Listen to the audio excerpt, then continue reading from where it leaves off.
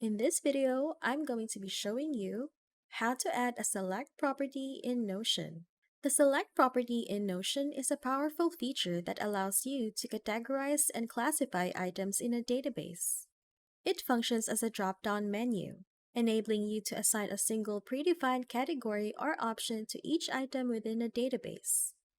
To create a select property, click the plus sign beside the last column in your database. Choose Select. Give it a name and start adding options by clicking Add an option below. Press Enter after typing in the name of the option to add it. You can also sort them manually, alphabetical, or reverse alphabetical.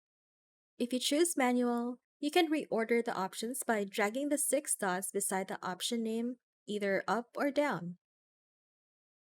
When you're done, you should be able to see the selections when you click each cell under the Select property. That's it. If this video helped, don't forget to hit the like button and subscribe.